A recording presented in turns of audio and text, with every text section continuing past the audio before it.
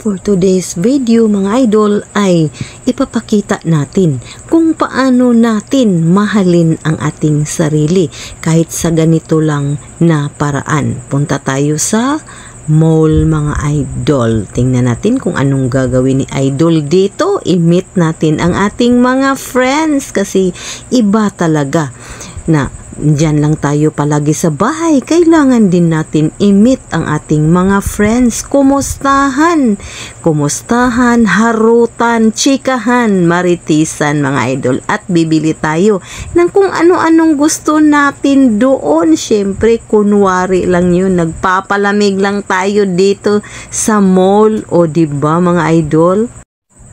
At saka, naisipan din natin na ipacheck ang ating BP kung kumusta na kasi libre naman, di ba? Kaya ito na, excited na akong makita kung ano na ang resulta ng aking BP ngayon kasi kain ako ng kain. Kaya tingnan natin kung ano na ang resulta. O ayan na, 108/9.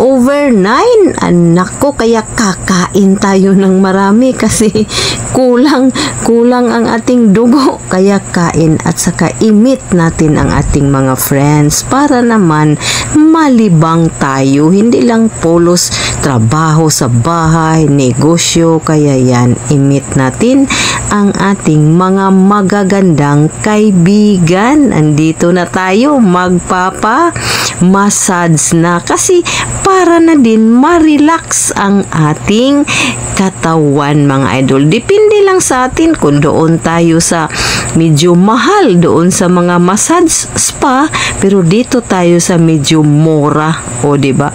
Nasa sa atin lang kung ilan or magkano ang ating budget para makapag-massage. O diba? Kaya huwag natin tipirin ang ating sarili kung saan man tayo masaya. Kaya doon tayo magpa-massage. O ako, mas pinili ko dito kasi medyo mura lang mga idol. 30 minutes, 120 ang bayad. Depende na lang sa atin kung magbigay tayo ng tip. At tara na, pauwi na tayo. Thank you for watching. Please follow, like, and share.